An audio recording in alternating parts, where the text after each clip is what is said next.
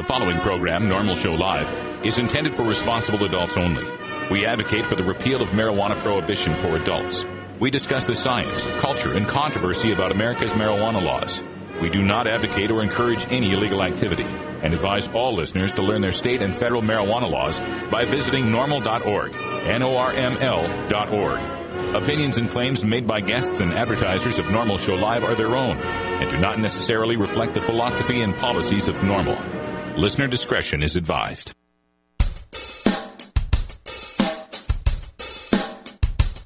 You take a seed, you plant it, you grow it, you dry it, you roll it, you smoke it.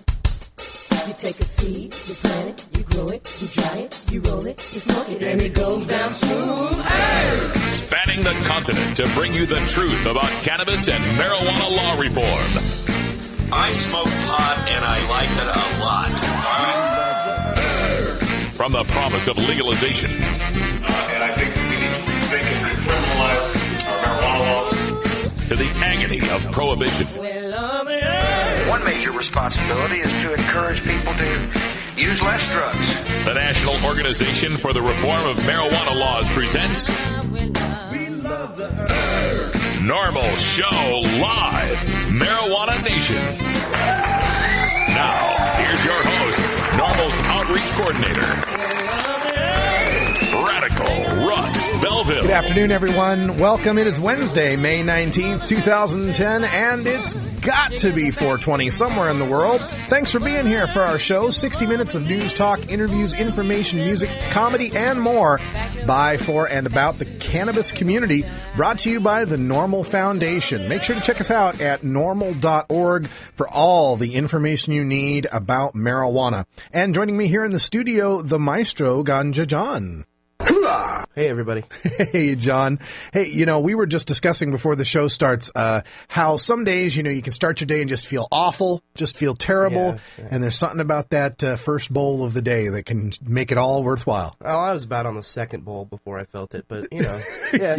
Well, basically what you're saying is correct. Yes, the wonder drug that works wonders. Yeah. And joining us in our virtual studio in beautiful Astoria, Oregon, my good friend and half sister, Cannabis Carrie. Hello, Russ. Hello, Ganja John. Hello. Nice to have you feeling better. Yeah. We also have to reassure Carrie. Carrie, your job is secure.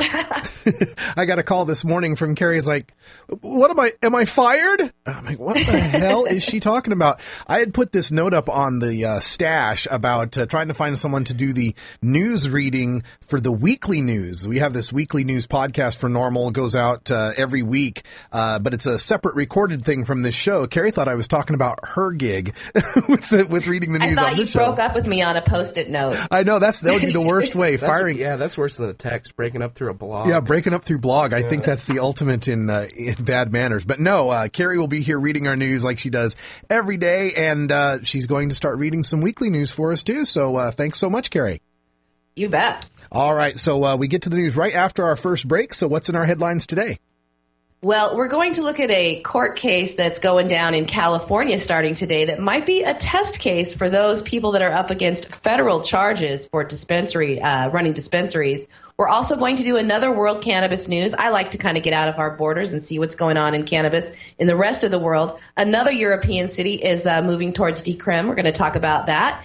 And our hemp story today, we're going to cover the case of the North Dakota Speaker of the House and his fight for industrial hemp in his state.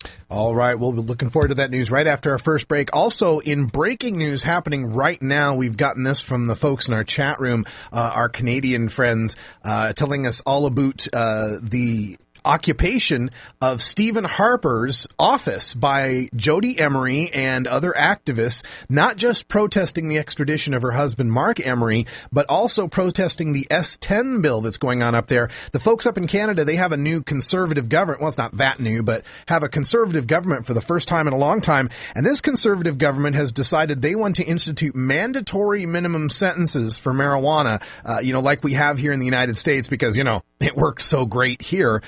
sarcasm intended. So that protest is going on right now. We'll get more information about this and have a full breakdown and report and hopefully some video of it happening right now in Canada, in Calgary, I believe, occupying Stephen Harper's office there. So all of that is coming up. Also on today's show, we have our Daily Toker Tune that comes to you at 20 after the hour. Today is Irie Wednesday, where we celebrate reggae music and world music. Hannah's Field will be here with the song Free the Weed. At the bottom of the hour, our favorite segment of the week, Cannabis Science with Dr. Mitch Earlywine, answering your live questions from the chat room. And at the end of the show, a debate from NORML's Alan St. Pierre. You're listening to NORML Show Live, the voice of the marijuana nation. NORML's Alan St. Pierre versus the Heritage Foundation on ABC News. We're right back after this. Hello, I'm Radical Russ Belville, Outreach Coordinator for NORML and host of NORML Show Live. Medical marijuana is legal in 14 states today, and I encourage you to visit marijuanadoctors.com to find a physician to help you obtain an authorization for medical marijuana in your state. In most medical marijuana states, patients qualify with a history of either severe chronic pain and or nausea, cancer, AIDS or HIV, glaucoma, seizure disorders like epilepsy, chronic muscle spasms such as multiple sclerosis, and other conditions which vary by state. Learn which conditions are covered in your state at marijuanadoctors.com. If you or someone you know has one of these conditions, marijuanadoctors.com will help you find a physician online or by phone to obtain a permit for medical marijuana. Marijuanadoctors.com is fully transparent and HIPAA compliant. Call 866-996-9333 today or visit marijuanadoctors.com. That's 866-996-9333 by phone or online at marijuanadoctors.com.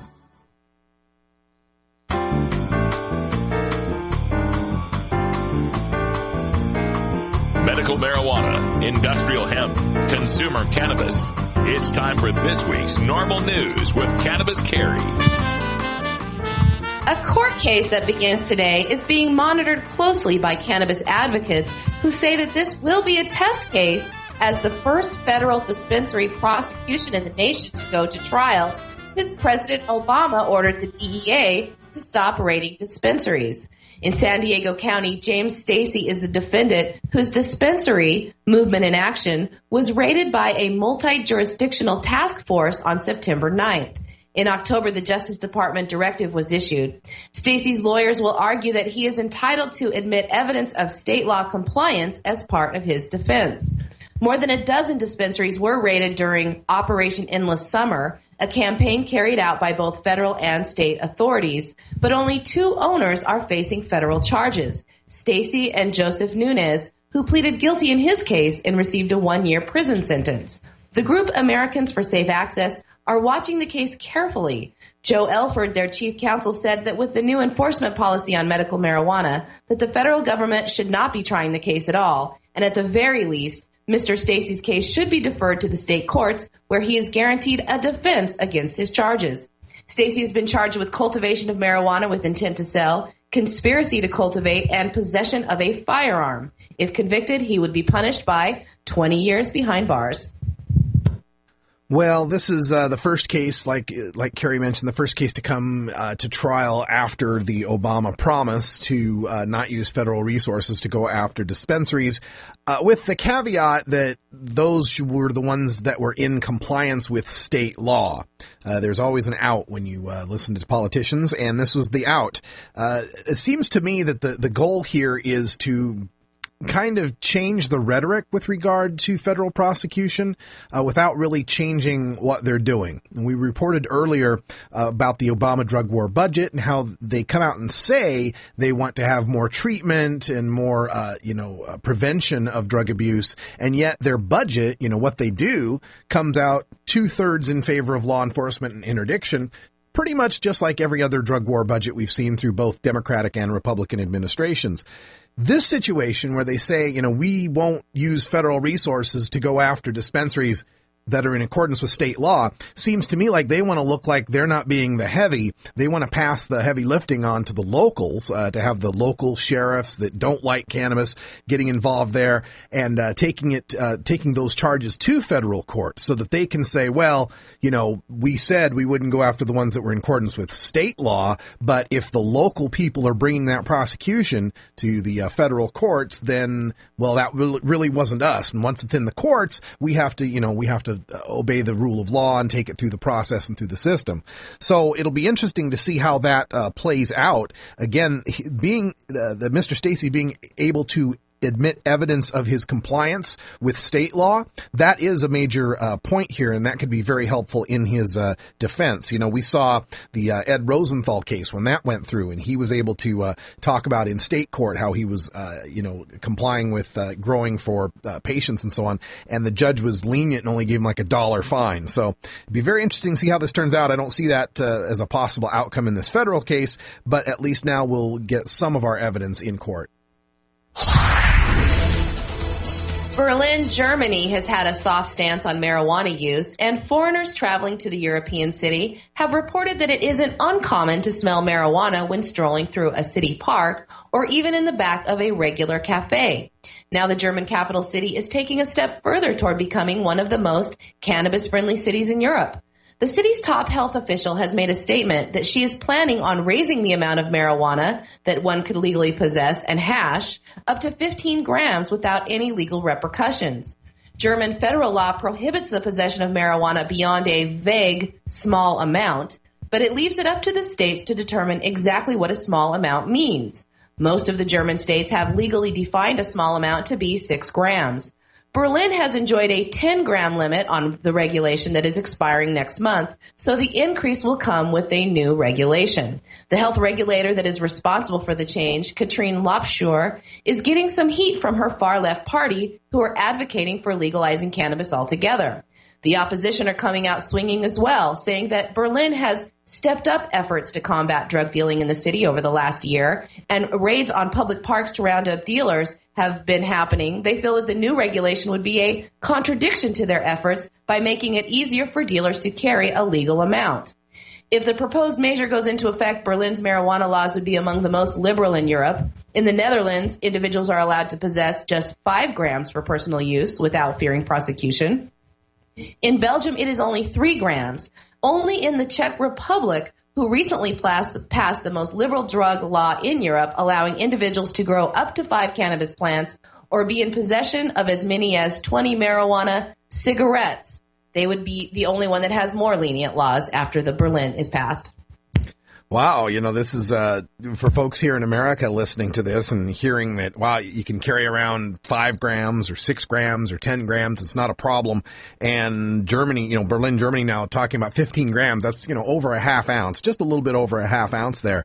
I know there's people in Texas and Oklahoma and Mississippi and just, wishing they could be free to carry around an eighth, and here these people are going to be able to have a half ounce. It's just amazing some of the changes that are happening worldwide. But, it's something that we find in a lot of the larger European cities. I speak with Rick Steves from time to time. We get to see him at the different events, and he speaks very glowingly of the European attitudes toward what they call soft drugs, as far as cannabis and some other things. It almost should be mandatory in a big city. The more that I think about it, when you think about big city life and the stress and the strain, being packed in such a close area with lots of other people, you would think there should be less alcohol and more marijuana, more people getting along, more people mellowing out, not being violent or obnoxious. And yet, what we find in big cities usually is a pub on every corner, liquor stores in the more dilapidated parts of town.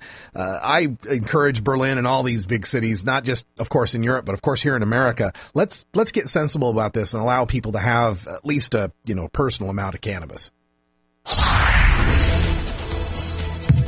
And for our hemp story today, again, in honor of Hemp History Week, we're covering hemp stories daily this week. 2 farmers from North Dakota are asking a federal appeals court to review their case. North Dakota Speaker of the House, David Monson, along with another North Dakota farmer, Wayne Haig, filed a legal action against the DEA in the U.S. Court of Appeals for the District of Columbia Circuit earlier this week. Now, we've reported before on the plight of Haig and Monson. They lost their original case against the U.S. when they failed to convince a judge that industrial hemp should not be regulated under federal law because it is not technically marijuana. They were seeking a declaration that the Controlled Substances Act should not be applied to hemp so they could pursue state-sanctioned cultivation of the commodity. Both men received their first state licenses to grow industrial hemp back in 2007 when North Dakotans passed a hemp farming bill. They have applied for the last 4 growing seasons but have been unable to receive permission from the DEA. Now, the Drug Enforcement Administration must grant permission because of a legal stretch that defines hemp as a drug. Originally, Judge Pasco Bowman, who was appointed by Ronald Reagan, dismissed their lawsuit. He wrote in his ruling that Congress had a rational basis for regulating the cultivation of cannabis plants, and therefore found the definition of marijuana to include all cannabis plants should be upheld in the Controlled Substances Act. The 8th U.S. Circuit Court of Appeals in December affirmed the dismissal of that lawsuit. Monson stated on Monday, when he filed the new case against the DEA, that farmers should not be hamstrung by an irrational and counterproductive federal policy that preempts the state's prerogative to grow non-drug industrial hemp. Yeah, of course, we've been talking about this all week, the banning of industrial hemp under the ruse of banning cannabis, banning marijuana. Technically, when they go through these court cases and the way the law is written, the judges are making the, technically correct decision because the Controlled Substances Act isn't banning this or that, species of marijuana. It's banning the molecules inside it. Right? It's banning tetrahydrocannabinol, whether it's produced in minute amounts in a hemp plant or in great amounts in a cannabis plant. Either way, doesn't matter the potency. If it contains THC in it, the molecule itself is banned, right? You could technically be busted for having a speck of keef, right? It's the molecule that is banned. And it's as silly, to ban hemp because it has trace amounts of THC in it as it would be to require ID to buy Aqua Velva, right? Because, these aftershaves have alcohol in them. But nobody's drinking well, let me rephrase that. Hardcore alcoholics will drink Aqua Velva to get drunk. And maybe that's where the analogy falls apart, because when we're talking about hemp, you can't even try to smoke it to get high. Trying to smoke it or trying to process it isn't going to get you anywhere. You're not going to get high off it. So the Aqua Velva analogy doesn't even really compare. So with this court case, going back to these guys in North Dakota, another case that was involved in North Dakota involved the Oglala Sioux Nation, the Indian nation up there that Alex Whiteplume and the guys up there that wanted to grow hemp on their tribal lands, and supposedly they are sovereign tribes, but yet the DEA comes down hard on them again, and it's so ridiculous to try to think of this when you realize, and it's just common knowledge, that the people that founded this country founded it with fields of hemp everywhere the eye could see. And I always try to imagine what it would be like to get in a time machine and go back and talk to Thomas Jefferson or James Madison or Ben Franklin, these people whose entire economies were running on hemp, and try to explain to them that hemp was not legal, that the United States government would throw you in prison for decades for trying to grow hemp. I think it would just blow their mind. I think they couldn't even comprehend what we were talking about there. Anyway, in this Industrial Hemp Week, also Hemp Appreciation Week, we have been giving you some factoids about the wonderful hemp plant and some of its industrial uses. So I'll turn it over to Carrie again here because I know she's got one locked and loaded. I do have one locked and loaded. Grown commercially in Canada since 1998 legally, hemp has become one of the most profitable crops per acre for farmers north of the U.S. border. And also, this is great, hemp can yield 3 to 8 dry tons of fiber per acre. Now, that is 4 times what an average forest can yield. And we all know it takes about, 40 or 50 years before you can harvest forest fiber. So there you go. Hemp fact of the day. Hemp fact of the day. I will give you my hemp fact of the day. And that is that the diesel engine, invented by Rudolf Diesel at the turn of the 20th century, was built to run off of hemp seed oil. And in fact, up until that time, up until we discovered petroleum oil as a fuel source, hemp seed oil and whale oil were the primary sources of fuel in the United States and throughout the world. The diesel engine will run on hemp seed oil. And even today, you take a diesel engine right off of the factory floor here from any car maker and unmodified could run on hemp seed oil. So as we see those plumes of oil building in the Gulf of Mexico and tar balls washing up on Key West, Florida, just remember that we could be running our cars, driving our trucks, powering our trains, and doing so much more with hemp seed oil. Now, also, when you process that hemp seed oil, when you squeeze the oil out of the seeds, you're still left with the hemp seed, which itself can be made into a flour. It can be a food stuff to feed people. So unlike we talk about corn for ethanol or whatever, you have the choice of either it's fuel or it's food. With the case of hemp seed, it is food and fuel all at once, no waste, and the stalks and everything left over can be made for, like Carrie said, all the materials that we can build from hemp. And, of course, if you let the females get a little horny and build up their flowers, you can smoke it as well. All right, folks, 20 after the hour. Got to take a break. We're right back. It's 20 after the hour. And we have to take a short break, if you know what I mean. Please support these sponsors who support NORML Show Live. Oh, have you ever met that funny reefer man? A reefer man.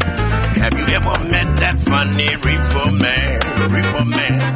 If he said he swam to China, he would say to South Carolina. Then you know you're talking to that reefer man.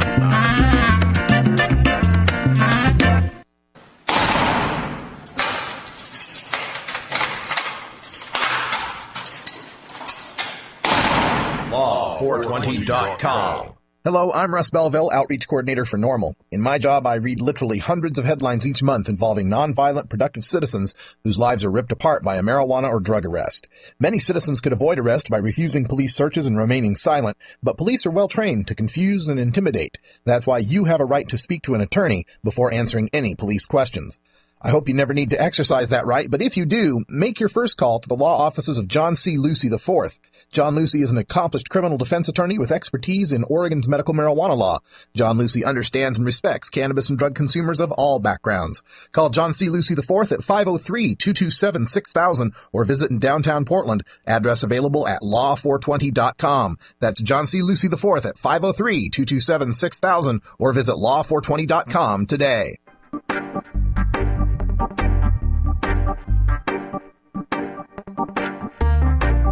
It's time for your Daily Toker Tunes, the best in 420-friendly music from all genres that uplifts, entertains, and informs the public. Our pod-safe music is donated by freedom-loving musicians who support our goal of ending adult marijuana prohibition. Today we get tunes for Irie Wednesday, our celebration of that mellow vibe we find in the best of reggae, ska, calypso, world, and Latin music. Brought to you by Johnny Reeferseed and the High Rollers in Des Moines, Iowa, America's favorite red-eyed soul rock and roll band, now available on iTunes and CD Baby.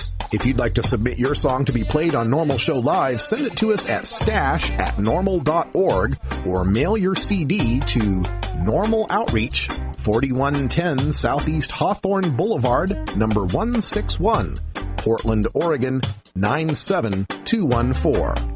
Now, here's some great independent marijuana music for today's Daily Toker Tunes. All right, time for us to take a trip back to Iowa and visit with our friend Johnny Reeferseed. Johnny, how are you doing? Great. Me and Chief Greenbud just booked us a little Iowa tour together this last week in June. So everybody in Iowa, look out for that. Oh, yeah. So Chief Greenbud and Johnny Reeferseed on tour together throughout Iowa. Yep. And stop in Kansas City, too. Oh, fantastic. Is there going to be information for our listeners up on the website up there for you guys so that they can come out and see you? You bet. I'll post up all the details once we get them all nailed down. I'll post all the dates so everybody can see them. Yeah. So, include me on that email. We'll make a mention of it in our cannabis community calendar as well. Okay, right on. All right. Well, we've got a song for Irie Wednesday today, one of our favorites here at NORML Show Live, so go right ahead. Anna Phil, I love these guys, man. This group's new gypsy reggae sound is being embraced by everyone, from folk lovers, reggae snowboarders, to rock and rollers. Annisfield breaks through pop and surface to what lies deep within us all. They play songs of prayer, parties, praise, pot, and peace. While rocking with powerful African drum beats, this amazing singer-songwriter takes you along in her world of happy, love-filled heart to the pain of loss that touches us all. She opens the door to her own spirituality and shares with us the way for each one of us to truly be ourselves. Accompanied by her talented djembe jive and sidekick, Andy Ardensky, Hannah Field has developed a gypsy reggae sound that is truly unique and inspirational.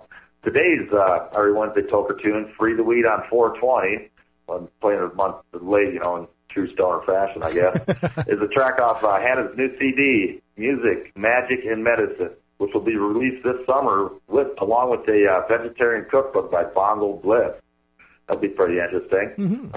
Anyways, you can learn more about Hannah's Field and purchase her music at www.hannahsgroove, that's HANNAHSGROOVE.com. Take it away, Russ. All right, Hannah's Field. They have that song, Smoke a Little Pot. We play it all the time here. This is Hannah's Field with Free the Weed. The download will be available at stash.normal.org. And every blessed day. Free the weed on 420. Make it a national holiday. 420. Free the weed. 420. Free the weed. 420. Don't arrest Santa, take away turkey, or burn down the mistletoe. Release the chains from this sacred herb, Johnny Appleseed shall sow. We know put a ban on Christmas trees, take the glow from Rudolph's nose. Lift the laws from this fighting flower, celebrate medicine, watch it grow. Free the weed on 420 and every blessed day. Free the weed on 420. Make it a national holiday. 420. Free the weed. 420. Free the weed. 420. The Declaration of Independence was written on hemp, Politicians police the farmyards to make sure the hemp don't grow. No work on Washington's birthday, no school on New Year's or Veterans Day. George Washington grew great gardens of weed, veterans took it to stay sane. Free the weed on 420 and every blessed day. Free the weed on 420. Make it a national holiday. We gotta legalize and educate, elevate and regulate this message, sending to all of our heads of state. To me and you to do just what we do. Fight the prohibition. End this crazy mission. Don't demonize. Open up your eyes. You got to realize our countries that will rise. If we move to propagate and cultivate, take time to stop the hate. We will take this country up to a higher state. Free the weed. 420. Free the weed. 420. Hannah's Field with Free the Weed for 420. I say free the weed for every day of the year, but hey, if we got to start on a day, I think 420 would be perfect.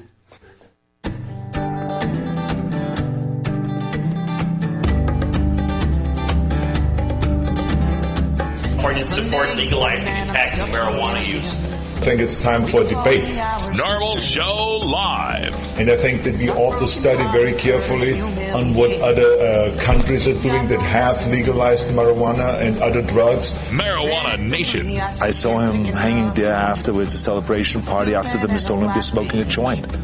Did he really smoke a joint? And did he in fact inhale? Saying I'm in need of a change. I'm in need of a change. Twice a day, but I don't care. It's 420 somewhere.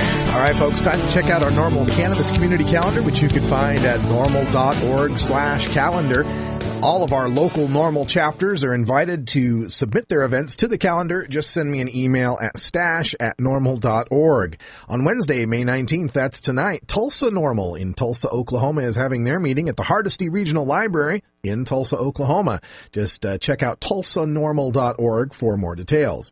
Benzie County NORML in Benzonia, Michigan will be meeting at Michigan Avenue. You can contact Reverend Steve at 231-882-4496. They always meet on the third Wednesday of every month.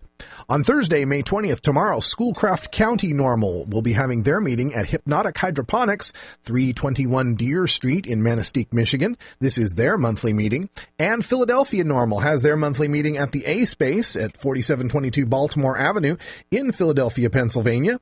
They meet on the first and third Thursdays of every month, so you can check out their website at phillynormal.org for more information.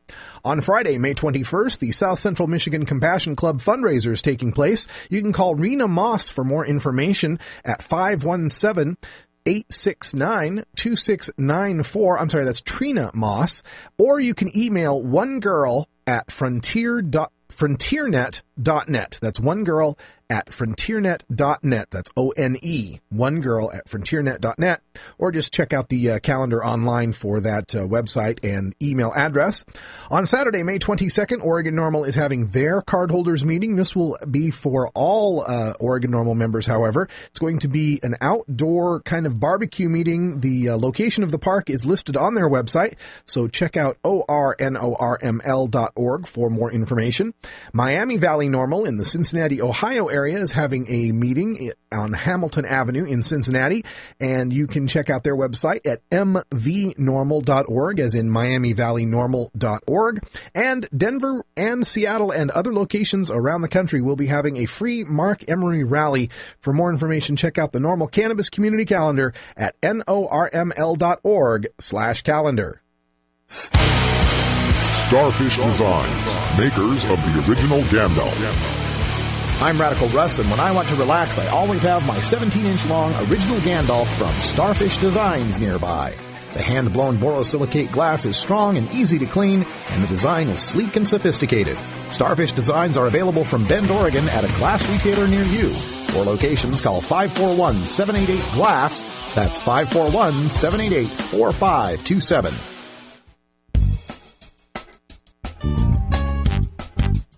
It's time for NORML Show Live's Cannabis Science with Dr. Mitch Earlywine. Dr. Earlywine is an associate professor of psychology at the State University of New York at Albany. Now, open wide and say, ah. Here's your dose of cannabis science. Every Wednesday, we join with Dr. Mitch Earlywine. Always glad to have him here. And the folks in the chat room, go ahead and get your questions running here. Cannabis Carrie will pick them up and send them to us via text. And Dr. Mitch, welcome back to the show. Thanks so much.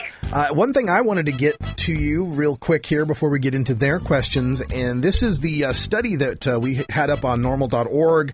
I believe Dr. Russo sent it around through our email list as well. The study on cannabis and driving, where they were looking for differences by gender, I suppose. But they found that there was no difference between someone who had smoked the joint before or after he had smoked the joint in his test, and yet the researchers came back and said that the marijuana user was impaired because he didn't do better on the test. So I was wondering if you'd seen that study and if you had any commentary on it. I'm quite familiar with it, and I want to emphasize that they literally found nothing, and that this actually confirms previous study done in the late 90s by Roby in Amsterdam. So clearly the idea that cannabis is this incredible impairer of driving doesn't have a lot of empirical support. Nevertheless, I want to emphasize to all our listeners that really a whole lot of things can impair driving, just general fatigue, over-the-counter antihistamines, and all of that. And the thing that you notice when you look closely at this study is folks who have smoked cannabis really compensate when they drive. So you see they drive a lot slower. They tend to decrease the distance between their car and the car in front of them, and they're much more likely to see a stop sign and start stopping earlier. And so I don't recommend driving high, but definitely drive as if you were high. Be sure you don't try to pass other cars. Definitely slow down your speed. Definitely keep plenty of space between you and the car in front of you. And then when you can go home, you can get really high and not have to worry. Yeah, and when I read that study too, they had made the point about the secondary auditory distractions, which they were saying if you were talking to the driver or the driver was listening to music, they found that the cannabis smoking drivers had actually, put more distance. They slowed down between themselves and the car in front of them. And I'm thinking that's bad. That's bad that they slowed down when there was music or talking going on. I would think that would be something you'd recommend people to do. I wanted to ask you about the scientists and the people behind this that do these studies. I mean, it seems like they really bent over backwards to try to find something bad to say. Is that because of the pressure of trying to get these grants from NIDA and to do this research? Two of these investigators have had literally millions of dollars from National Institute of Drug Abuse on this very topic or cannabis-related topics. They do some of the stuff on cannabis and brain function, and so they have to be extremely careful because this is their meal ticket. So, they're not going to come right out and say, hey, cannabis does nothing to driving. Instead, they have to frame this the best they can. Yeah. Okay. Let's go to our chat room now. We've got some questions built up here, and Expert Setup is asking about auto-flowering cannabis and whether or not those kind of cannabis strains are good to a good source of cannabidiol, or I guess just in general, if you know of any particular types of marijuana that are good sources of cannabidiol. I mean, it's sad but true. These are in short supply. We don't know, in part because we haven't got clearance to do the investigations that need to be done. So, what are the legends I've been hearing about which ones are high in cannabidiol? The A10 that is available at some medical places in California. I hear this time and again about almost any strain that's notoriously called couch lock or some of the Romulan strains, but we've never actually gotten one in the lab and looked. GW Pharmaceuticals has grown a strain that is high in cannabidiol and actually low in THC and uses it in their spray. But, that's something that is their property. So we're kind of stuck in this domain. Okay. We have a question from Flint here that goes way beyond my understanding of the human body, but says, does the munchie craving cause excess proton pump activity? That is, ulcers from excess acid? As it turns out, the way cannabis enhances appetite doesn't seem to involve acid secretion in the stomach, so that wouldn't be an issue. There's a cannabinoid receptor link to the satiety centers in the brain, basically, to the parts of your brain that make you feel hungry, and this goes all the way down the spectrum of animals, so that, literally protozoans with cannabinoid receptors eat more when you put THC in their little vial. So this is not a stomach-mediated issue. Okay. Question here from Cannabin Ed, I believe is the name. He says he's heard conflicting reports that cannabis is good for dealing with panic attacks and that it's bad for dealing with panic attacks. What are your thoughts on using cannabis for panic attacks? This is another situation where it seems like THC is probably not good, cannabidiol probably is good for panic, but we've got splendid treatments for panic now. My friend John Forsythe has a book out on therapy for panic that, 12 weeks of just filling out the workbook and working hard, and you can do amazing things with anxiety and panic. The mental health centers around literally almost every major city have 3-month programs where it's odd, but you basically expose yourself to the things that often make you panic. So people end up spinning around in a chair and looking in the mirror and saying funny things. But it's amazing how effective this is, and this is one of the things that psychological treatments can really rock on. So I would recommend that, and then try to make sure you've got cannabidiol in your strains, and everything should be fine. Okay. Question here from Matter of Liberty, and I'm going to add a little to the question as well. The original question here is, what is the method used for finding THC content of herb? I'd add to that, what does that exactly mean when they say a strain is 30% THC or 20%? Are we talking weight, proportion of dry weight, proportion of the gland, whatever? And also the follow-up is Is there a poor man's way of finding out the THC content of herb? In fact, the way it's done is by dry weight, and the process is kind of complicated and is actually developed by those same researchers in Israel who got started with identifying THC in the first place. It's expensive, of course. The poor man's way really shouldn't be as big an issue as you might think, because obviously the proof is in the tasting, so to speak. If it's creating a pleasant effect, by all means, that's a good one. There's no need to try to pin the needle on your THC. If you're having fun, it's good weed. Well, I have to agree with that. Okay. Gangsta-ish asks the question, why does weed stay in your system so long? And what natural ways can you get it out of your system faster? Oh, a man after my own heart. It's unfortunate but true that THC is a fat-soluble drug, and that is why it stays in our system so long. It doesn't mean you're high for a month, but it does mean metabolites are in your fat cells for weeks and weeks at a time, which is a real drag come drug testing time. Unfortunately, there's not a lot you can do other than stay away from weed and drink water every waking moment of your life in order to get this to go. People, talk about exercise and creatine and all these other things. We just don't have data on that other than anything that would enhance your metabolism would enhance your metabolism. Of course, everybody should be exercising plenty anyway, and by all means, a 64-ounce bottle of water a day is not too much, although you're definitely going to be going to the bathroom a lot. Cannabis Carrie up in the chat room says she's got the poor man's way to determine the THC content of marijuana. Send me some, I will tell you. I think that's a good follow-up, Carrie. Very good. Okay, let's. Speaking of the metabolites of cannabis, and this is a subject we talked about with Paul Armentano a few days ago as well. We talked about how the metabolite is inactive. The THC, carboxy-THC, is inactive. It's not impairing, and it represents THC itself being broken down. The fact that it's not THC anymore, that it is a metabolite, kind of tells you it's non-impairing. But we got this question from Destruction who wants to know, is there a drug test out there that can test for the active ingredients of THC? Only in blood. And it seems just too invasive and unfair to even elaborate on.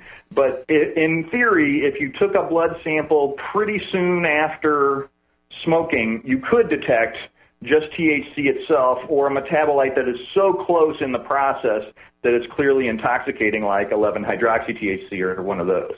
That sucks because, Ganja John here, Dr. Mitch, I have a blood test right after the show today, so I'm not going to be passing that. Oh, no.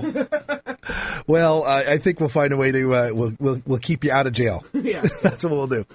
All right, let's see. We got more questions here from the chat room. And again, we'll just take a couple more. And if you have any further questions that you weren't able to get in on the show, you can always email Dr. Mitch Earlywine at 420research@gmail.com. And, there's been more than one time that your emails have led to some interesting studies and inquiries from Dr. Mitch and his staff out there. Let's go to this question from Ion Drive, who wants to know, have there been any studies on arthritis and cannabis use? We've had clinical lore going back to at least 2700 BC that cannabis is good for arthritis. Nevertheless, the randomized clinical trial that would need to be done hasn't actually been done. We're seeing wonderful cases where folks can decrease their aspirin consumption and things like that with cannabis use. And it's hard to badmouth aspirin, but it does get toxic at high doses. A lot of the other pain meds used for arthritis, again, can really break down collagen or hurt other aspects of your body. And so it's good to know that it's definitely out there. The case studies and individual studies are compelling, but we haven't done the full-blown one group gets placebo, one group gets real weed study. Okay. Well, someday we'll get those studies out for sure, and I just know that as we get more acceptance of medical use of marijuana and some of these states begin these actual, the trials, we're going to find so much more that we've always suspected, but now we have the proof for. We find it every year we get more and more of these studies. One last question here for Dr. Mitch, and again, he'll be back next Wednesday for more questions, but Rainbow Family has the question, how bad is powdery mildew if smoked, or if vaporized, or if converted to hash oil? Very, very bad. That's the short answer. The bottom line is the mildews and fungi are just not for human consumption. We don't have systematic data on the ones that are only there for cannabis, but prevention is worth literally a pound of cure in this case. Make sure your cannabis is in airtight containers, preferably away from the light, and by all means, smoke it as soon as you can. All right, that's good advice. I think we can end the segment on that. Smoke it as soon as you can. Thank you, Dr. Mitch Earlywine from SUNY Albany. And before we let you go, it's tough talking to kids about marijuana. Sorry. Oh, that's okay. That's okay. Comes in sometimes. I did want to just find out how your testing regimen was going. Let's just say I am now the biggest lightweight on the NORML advisory board. That's a good thing to hear, Dr. Mitch. All right. Thanks so much for joining us, and we'll talk to you again next week. Take care, guys.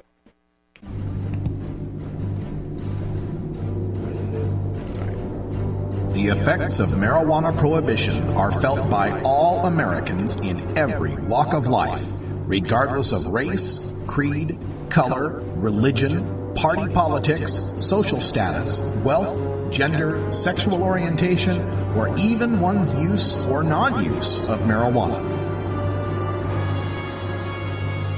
As the Marijuana Smokers Lobby, NORML hears the stories of these average Americans and brings them to the attention of our policymakers and our fellow citizens in this segment we call NORML Newsmakers. Welcome back, everyone. 45 after the hour. And for today's NORML Newsmakers, we're going to go all the way to the top of NORML, and that is with our executive director, Alan St. Pierre. He appears on so many TV shows and radio appearances all around the country, local markets and national markets, as well as sitting for so many interviews for newspapers and magazines. I did want to get this video out, and we received this tip from Mr. Spoff and a few of the other folks out there on the stash, who caught this video of Alan St. Pierre in a debate on legalization of marijuana with a lobbyist from the Heritage Foundation, one of these groups that opposes legalization of marijuana. And what was really fascinating about this debate is that, you know, it's your typical TV news show with the anchor and the split screen with the two people's heads in the box. You know how it is. But in this case, it also has the added element of Twitter going along with it, so that people in real time watching the debate could add their questions or statements. And it's just so telling when you watch this how nearly every tweet that comes through is a tweet from our side of people saying it's, you know, safer than alcohol, it should be taxed and regulated, etc. I don't know if the resolution on the webcam will be good enough for you to be able to actually read the tweets, but if you get a chance to see this on abcnews.go.com. It's under their Nightline feature, and it's their Nightline Twitter cast on Legalize It. It's a 4-parter. I'm going to play you the 2 parts today, and then tomorrow we'll play the other 2 parts. But this is Alan St. Pierre against the Heritage Foundation, and let's go ahead and roll it.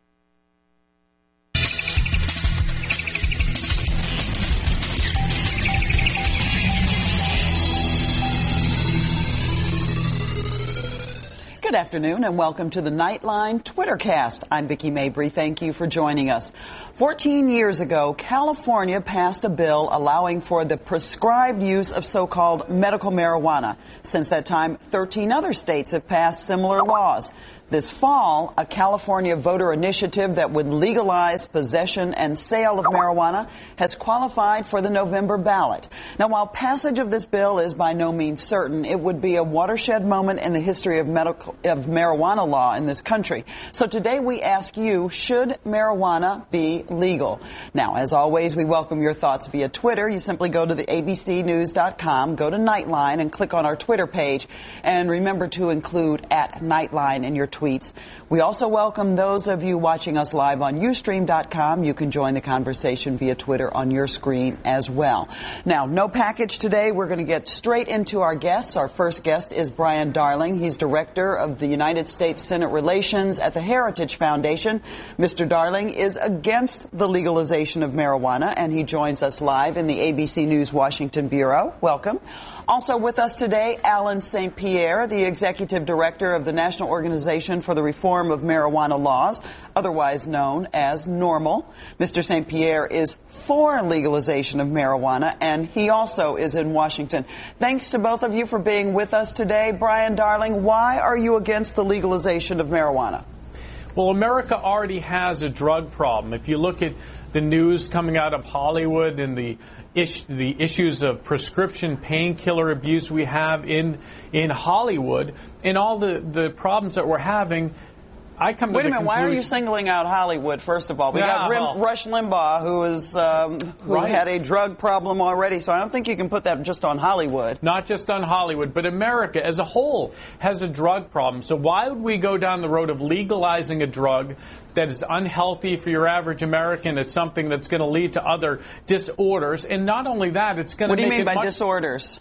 Well, even the Obama administration has come to the conclusion that it's bad for you. It's unhealthy. The science tells you that marijuana is not healthy for you. It may alleviate some pain if you have pain, but it's not something that's good for you that's going to make you healthier. And also for kids. I mean, if you have legalized marijuana in California, it's going to make it a lot easier for kids to get it. You can see the increased use in children. And this is at a time when we're seeing the use by children going down of marijuana. This is going to dramatically increase, and it already has under California's medical marijuana laws. All right, I see Alan St. Pierre shaking his head already, so let me let you get in there right away. I'm 44 years old. I occasionally smoke marijuana. The idea that the government would violently interact with me in the privacy of my home in a country where tobacco is legal and kills 400,000 people, a country where alcohol is legal, a country where hundreds of thousands of pharmaceutical drugs are available by a doctor's recommendation. How much possible sense does it make that in 2010, we're in our 73rd year of marijuana prohibition? Alcohol prohibition was an abject failure. Marijuana prohibition at the 73-year mark is an outrage.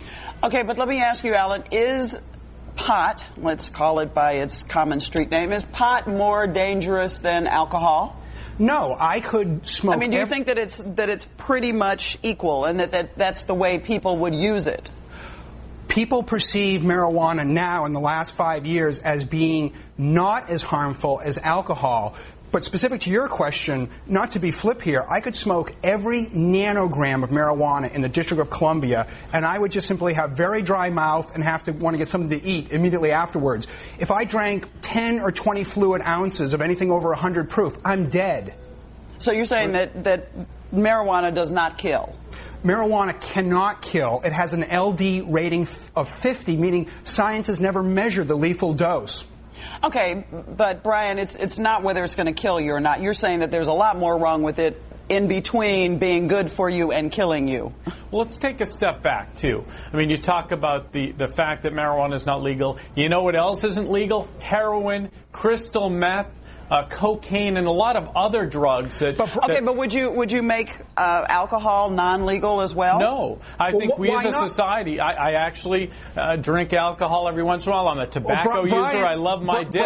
Brian, in my world, we call you a hypocrite. Why is it that you can smoke tobacco and pay taxes to the state? You can go to happy hour tonight, but the government would put me in jail. How could you rationalize your hypocrisy? Let me ask you this. Do you think that heroin should be legal? No, and let me tell you why heroin's not going to be legal in your life. Then you're a hypocrite. No, excuse me. I'm speaking about pharmacology here. You know, there's a reason why there's not a Heroin Times magazine, Brian. There's a reason why Showtimes doesn't have a series about selling heroin. We have marijuana as a well-accepted drug despite its 73 years of prohibition.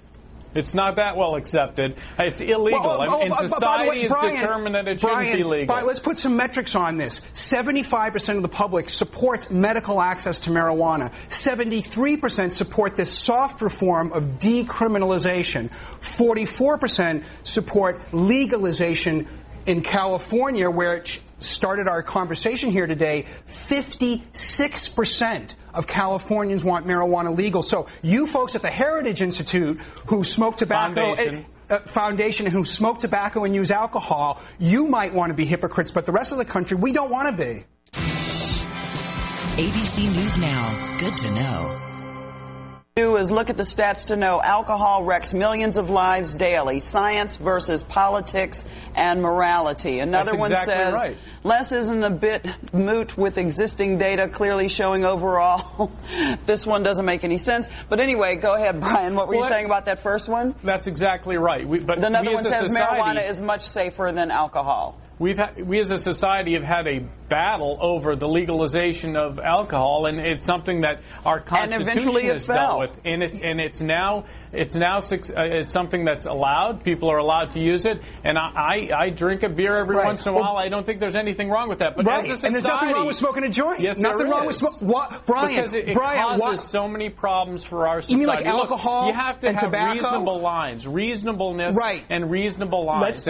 I've drawn my line. I think society's drawn the line at marijuana, and you have drawn it in a different place. What about all those statistics that Alan just cited? And in fact, there is the most recent survey says that 56% of Californians favor legalizing pot for recreational use. So a lot of people are moving that line the same way they did with prohibition. Well, the bottom line is the people in California will make that decision on Election Day. So we'll see if these poll numbers pan out and what happens. Hey, Brian, but if you take a step back to medical marijuana, I think your average American really does believe if you have AIDS, if you have cancer, and if you want to reduce the pain that you have, I think Marinol or some form of marijuana may be something that people think is reasonable for an individual to be allowed to get. The problem is we have rampant abuse. You have people who say they have pain out in California. You've got a proliferation of these marijuana stores where they're selling marijuana. Brian, those are all effects of prohibition. Everything you're pointing out are the effects of the prohibition. If people are abusing this in California, they're doing it because they're getting around the prohibition of marijuana. Let's just get some more statistics here. While we're sitting here yammering, every 37 seconds, another American is arrested on marijuana charges, 90% of them for possession only. We've arrested 20 million people since 1965, Brian. I don't know how you can possibly support a system where the government violently intervenes in the lives of otherwise productive tax-paying citizens like me. The government intervenes in the heroin trafficking. They shut down crystal meth labs. They're against the distribution of cocaine. So there is a role for the government to stop drugs that are illegal that are harmful to your average American. The problem is, but following your line of thought, since tobacco kills 400,000 people, chumps like you that smoke tobacco, why would you not be a criminal? Why isn't your act of smoking tobacco an act of moral turpitude? Why do you pretend that it's not an act of moral turpitude? Why do you pretend that people who use marijuana... I'm not going to accept a lot of your premises. First of all, marijuana is not good for you. It's not good for you. Just like alcohol and tobacco are not good for you, Brian. I know smoking is not good for you. So why don't we make that illegal too? Do you think we should? Brian, ice cream is not good for you. Would you make ice cream illegal? That's pure fat. No, I love ice cream. I love it. It's great. So, Brian, the problem is... but ice cream doesn't make you high, Alan. It doesn't impair you. So what we're talking about here, to use my favorite 25-cent word here, which I hope Brian will appreciate, we're really talking about psychopharmacological McCarthyism. How you like that one? Whoa. Right. Explain that one.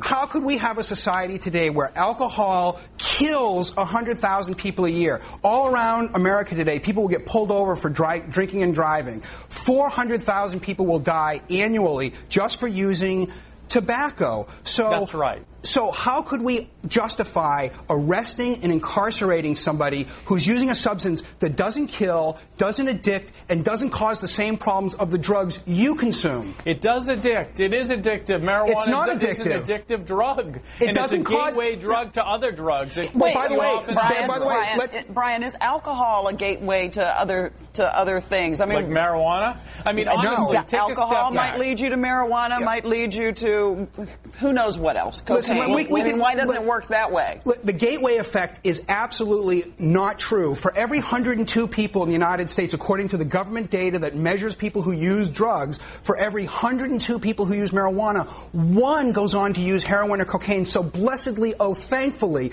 we do not have a gateway effect. Otherwise, we'd have tens of millions of heroin and cocaine addicts. So thankfully, what we actually see from the data, the first drugs that people use in this society are caffeine, tobacco, alcohol, then marijuana, and then they might go on and try a hard drug. So marijuana is not a gateway drug. It is simply maybe best describe a drug of terminus. Most Americans will stop using drugs after they try marijuana. Thankfully, so few people will ever go on and experiment with heroin or cocaine. Let me cite a thought.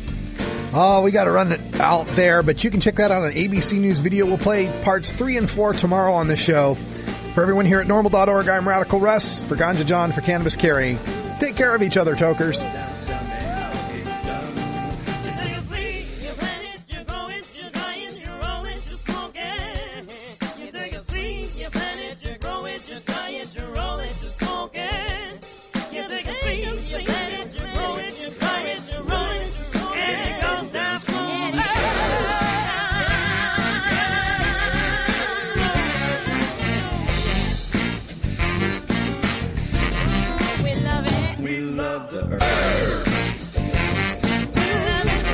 This is NORML Show Live, the voice of the marijuana nation. Take it on one more time.